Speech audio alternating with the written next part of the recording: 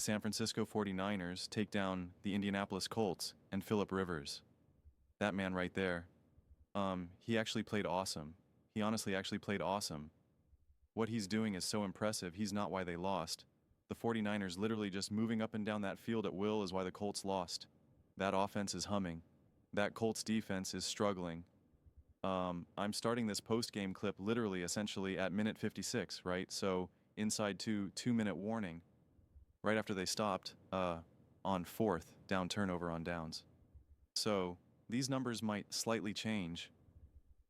I can see it's already 3rd and 12 right now from the 49ers, so they're probably just handing the ball off. But Brock Purdy, I mean, he almost had a perfect game. He was almost flawless. That one interception that he did throw that ball high, that was on Purdy. But 5 touchdowns, 25 for 34, 295 yards, 8.7 yards per attempt, 126.8 pass rating. Christian McCaffrey literally just doing whatever the heck he wanted. 21 carries, 117 yards. KD was having himself a day, and then unfortunately he got hurt.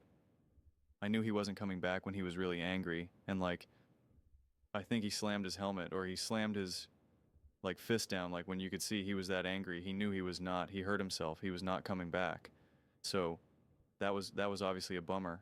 Hopefully it's, if it is his hamstring again, that's what happens. You re-aggravate your hamstring, and then it's you start the timeline again. It's another 3-4 weeks or something. So who really ultimately knows? But I see the game is now officially ended. 48, 227. Jawan Jennings making some huge catches as well. Perry was all in one, man. Shanahan was keeping guys wide open too, but he was making some high level throws.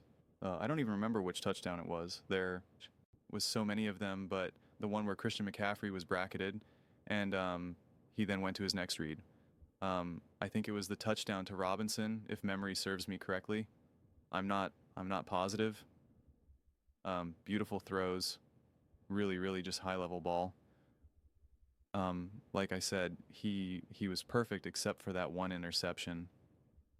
And it's such a bummer because I'll talk about it more with my quarterback mountain, but on tomorrow, but I'll just leave it at that. Yeah, man, I mean the 49ers just could not be stopped. They really could not be stopped. 28 first downs, 7 for 11 on third downs, 440 total yards. It was just, they just did whatever they wanted. Red zone 6 times, 4 for 6. Only 2 penalties. I mean, this was a dominant game. You could maybe be a little concerned about your defense giving up 27 to Phillip Rivers. Like I said, Phillip Rivers actually had a great game, 23 for 35, 277 yards. If it wasn't for that one interception, he would have broke 300 yards. Again, good play by the defense for that interception. But I mean, Phillip Rivers was literally just changed in traffic all night, right? We heard him the whole game calling out the plays, changing everything at the line of scrimmage. I mean, you saw what the value is of having a seasoned veteran right there. And quite frankly, if he had a little bit more oomph to him, he would have been able to make a little bit cleaner, better passes, which would have put up more points on this 49ers defense. That's the one question that, 49ers have to still kind of wrestle with here of just kind of can our defense hold up? We know our offense is legit. We know our offense can absolutely positively get after it. And that is what makes this 49ers team quite dangerous in the playoffs specifically. And so it's fascinating to see right now. I mean, the Los Angeles Rams are now the 6th seed and the San Francisco 49ers are the 5 seed. They win the tiebreaker over LA based on best win percentage in division games. Rams are 3-2. The 49ers are 4-5. So it can come down to the end and you have another game against the Seahawks and the 49ers beat the Seahawks. So if they tie with the Seahawks, if they beat them again and it ends up being a tie, they will own the tiebreaker and can get the 1 seed. Things are cooking, man. Things are genuinely cooking right now. It's the 49ers, the Seahawks, and I guess the Rams too, technically but really more the Seahawks and the 49ers. They're in this weird situation. They're in a similar situation as the Lions and the Vikings of last year. Now, I thought it was going to be the Seahawks and the Rams in that situation. Now, enter the 49ers. It's like winner of the division 1 seed and a bye. You lose that game, you're dropping to the 5 seed, maybe even lower. So this was a huge win and a necessary win. If you can't get if you can't get the 1 seed, if I'm looking at this through the lens of the 49ers, let's just say you can't get the 1 seed because we get the 1 seed, then you have the bye. And so, there's nothing else to talk about that. But if you're looking at it from a playoff perspective, going up against the Bears, going up against the Eagles, going up against the Panthers, you're going to feel comfortable in all those matchups. You're not going to feel uncomfortable. Yeah, you could be hesitant about your defense, right? But like you're still right there. You'll obviously have to go on the road if you obviously don't win the division and get the 1 seed and all that stuff. And I guess that, listen, technically you could win the division and maybe Chicago keeps winning and they get the 1 seed. That's still obviously possible as well. They get the 1 seed and then you're the 2 seed. And then if you're the 2 seed, you could be playing with what seems like it'll be the Packers. Seems like the Packers are probably going to be most likely rooted in that 7 seed right now. And the Rams, it just seems like we're in kind of this little, just throw everything, rip up a bunch of piece of papers and just throw them in the air between the Rams, the 49ers, and the Seahawks, at least for that division. And again, if you want to look at the 1 seed, then throw the Bears into that conversation as well. And the tiebreaker between Seattle and Chicago, they're both tied now for conference 7-3, 7-3, but it'll depend now on the subsequent games that, they have other, now conference games as well. So it's just crazy. I mean, it just is, there's no reliable way to even remotely predict how any of this is going to shake. But it does seem like that final game of the season most likely is not going to be a game that the 49ers can just be like, all right, we can just shut everyone down and just relax and this and that. Like, you now play the Bears, that's huge. And so then that'll now be a tiebreaker situation. Although based on the outcome of that game, one of them will most likely, should in theory fall out now from true contention of the 1 seed. If the Bears lose, the 1 seed's probably going to be too far out of their reach, I assume. And the same thing with the 49ers, but then again, now you're still trying to play this like divisional game, like it's just kind of layered right now. But if you beat the Bears, then at least you have the tiebreaker type situation.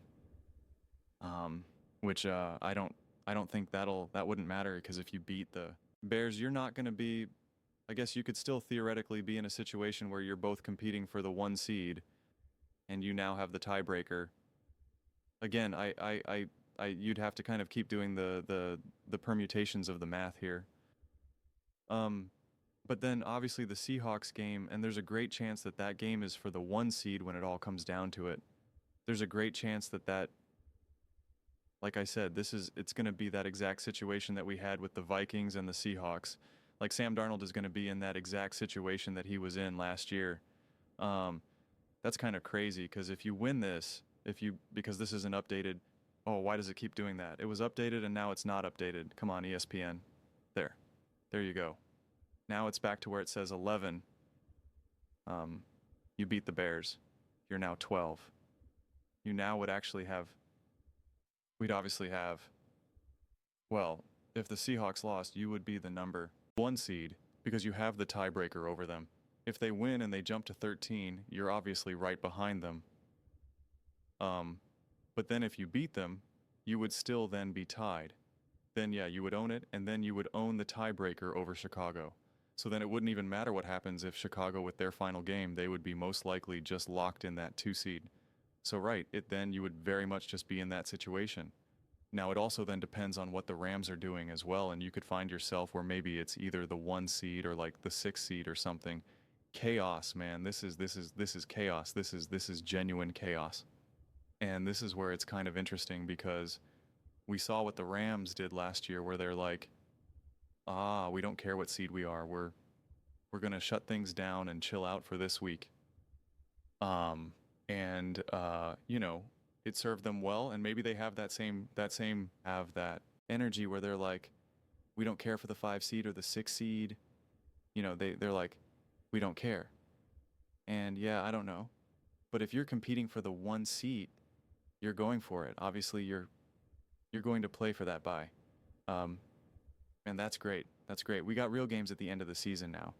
You know, a lot of times a couple like the Bills and the Eagles, that doesn't really matter. Then the Eagles versus the Commanders doesn't matter, right? We have a whole handful of games that are just kind of like H, like the Bills. And the Eagles could have been a great game, an exciting game. But now it's kind of like, you know, I don't know what the Eagles are necessarily bringing to that game. I have no idea. But at the same time, they might want to win because if they win 11 and the Bears lose to the 49ers, like then yeah, well, obviously this is still the tiebreaker. They need Chicago to lose 2 games. Like, oh gosh, I can't keep looking at this. Every time I look at it longer, just more different variations come about. And then you have to keep looking at the schedule for everyone else's team. I mean, the Seahawks are playing the Panthers. I'm going to like the Seahawks over that, but we don't know the way how this thing has all been shaken up. So if the Seahawks do win, and that puts them at 13 and the 49, and so even if they win, so then at that point, then that final game could snorts end up not matter. I guess for that game to truly matter, you need the Seahawks to lose because if they have 13 and the 49ers, well, I guess no. I guess because then if they'll have 12, I guess that final game either way would still matter. I don't know, man. I'm just gonna have to let it go. I'm not gonna sit here and do all the math right now. It's making my it's making my brain hurt. It's making my brain hurt. But those are just my thoughts. I'd absolutely love to hear yours. What do you guys all think about the 49ers taking down the Indianapolis Colts 48-27? That's that is quite the score of a game. Let me know your thoughts. I read every single comment, whether you agree with me or disagree with me. Either way, let's get in some discussions, let's get into some fights. But ultimately, let's just have some fun, and please do consider subscribing. We are building an amazing community here and absolutely love to see you part of it. I want to build something that we all generally feel connected to, something that we're really excited to be part of. I think we're well on our way to doing it. Please don't forget to give this video a thumbs up as it really does help with visibility and the algorithm. Thank you so much. See you next time.